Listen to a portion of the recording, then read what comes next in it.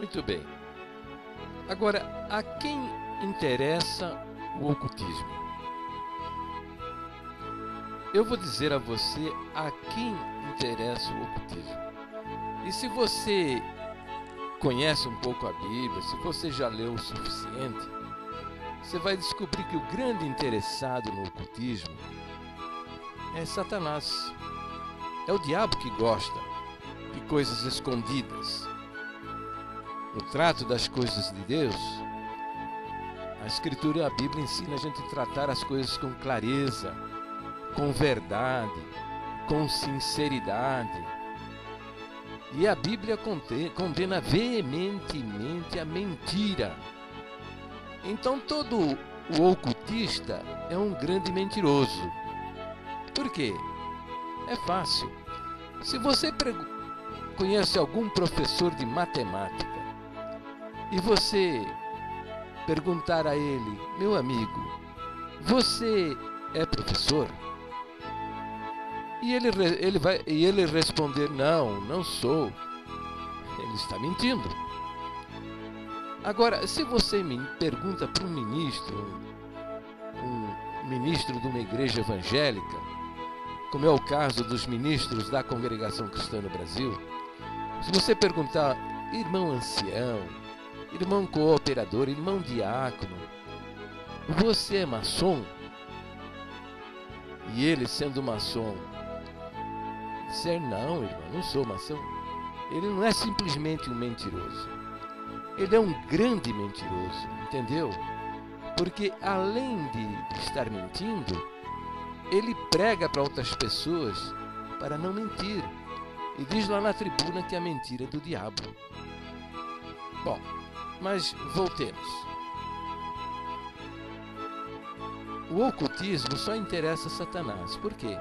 Com o ocultismo fica fácil ele aniquilar uma igreja, destruir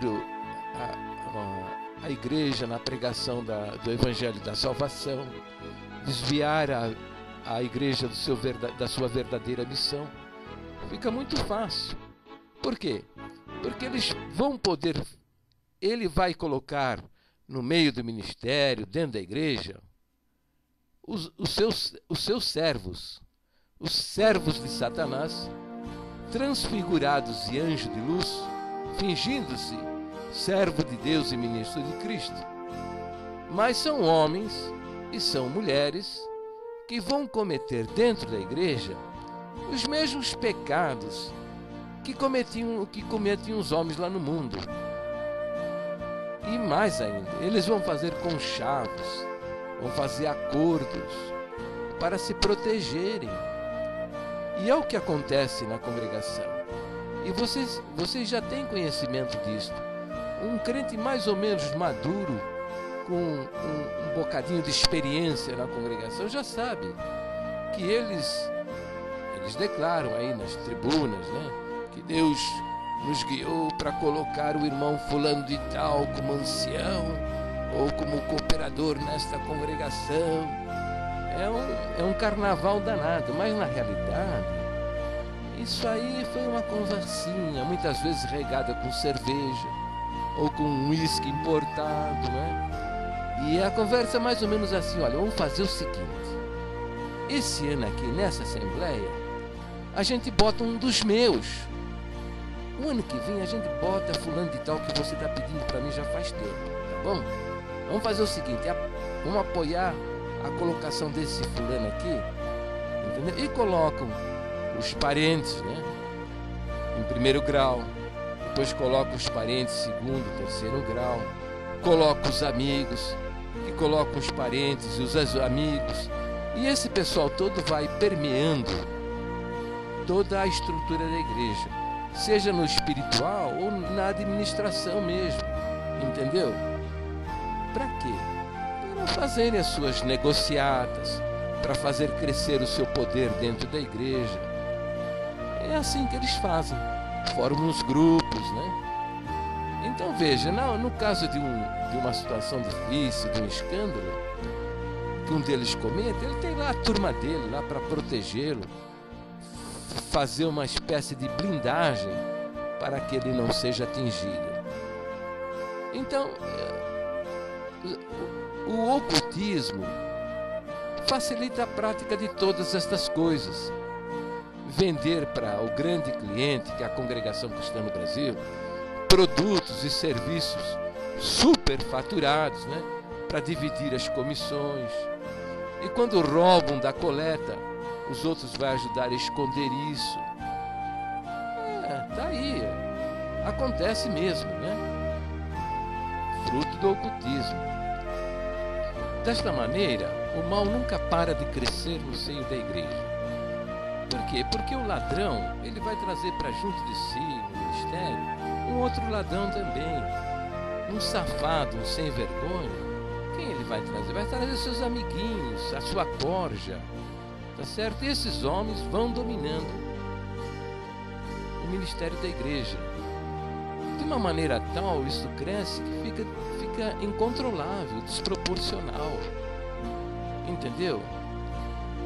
E então acontecem coisas absurdas. Veja um exemplo. Eu estive vendo agora um vídeo produzido lá pelo pessoal da Bandeirante a respeito da Igreja Católica. Foi apresentado lá pelo repórter um documento que foi feito há mais de 40 anos atrás. Esse documento manda proteger os padres pedófilos e homossexuais que porventura estejam praticando isso nas suas comunidades.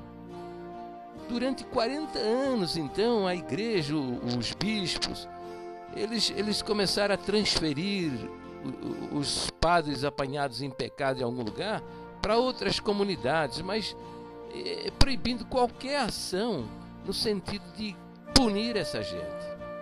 E aqueles que estavam numa situação terrível, como o padre lá da Irlanda, um outro lá nos Estados Unidos e outros mais por aí, foram transferidos. Estavam numa situação criminosa de tal ordem, dezenas de anos estupando e abusando, violentando meninos e meninas, foram levados para Roma e ficaram fora do alcance da justiça dos países onde eles praticaram os seus crimes.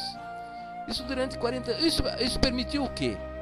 Ora, na justiça da Irlanda, há uma ação judicial contra a Igreja Católica baseada num relatório onde há 60 mil relatos de abusos contra meninos e meninas.